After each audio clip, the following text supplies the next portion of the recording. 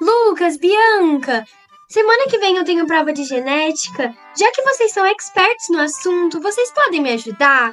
Eu tô com muita dúvida na parte de meiose.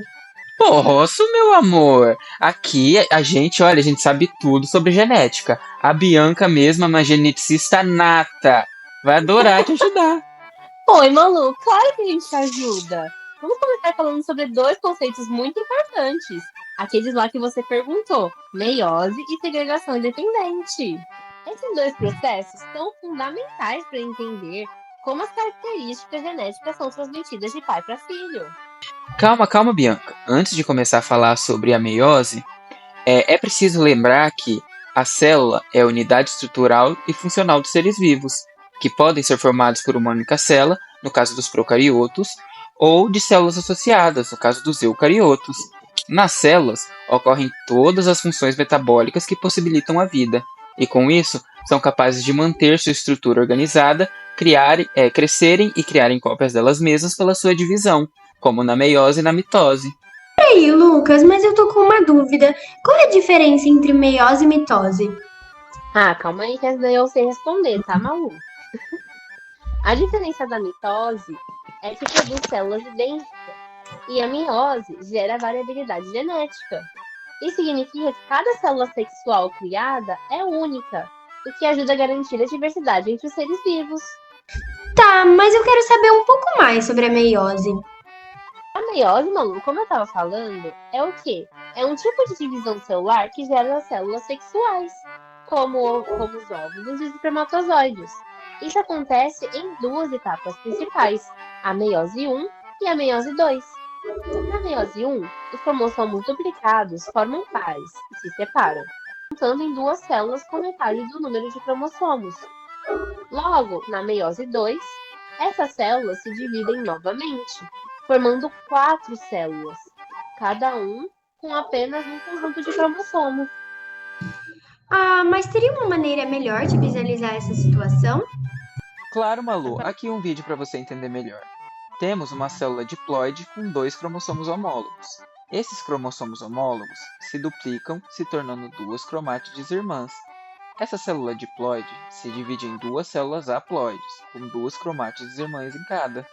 Essas duas células haploides se dividem em quatro células haploides com um cromossomo em cada célula. Ah, entendi. Isso significa que a segregação independente e a meiose são a mesma coisa? Calma lá, Malu. Agora que a Bit explicou sobre a meiose, vamos falar da segregação independente. Esse é o processo no qual os pares de cromossomos se separam de maneira aleatória durante a formação das células sexuais. Vamos supor uma situação. Imagine que você tem dois pares de cromossomos, um da mãe e um do pai. Na segregação independente, não há uma regra fixa de qual cromossomo de cada par vai para cada célula sexual, ou seja, a combinação final dos cromossomos é sempre uma surpresa. Ah, então a segregação independente, que é descrita na segunda lei de Mendel, está intimamente ligada à meiose? Isso mesmo, Malu. Vamos fazer assim, vamos imaginar agora. Um indivíduo de híbrido, com genótipo Azão-Azinho, Bezão-Bezinho. Durante a meiose 1, os cromossomos homólogos para os genes Azão, Azinho e Bezão, Bezinho se alinham ao acaso na placa metafásica. Isso gera duas combinações possíveis para os alelos.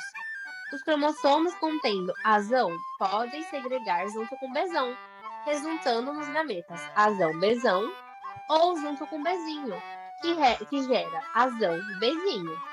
Da mesma forma, os cromossomos contendo Azinho podem se segregar junto com Bezão ou Bezinho, gerando os cromossomos Azinho-Bezão ou Azinho-Bezinho.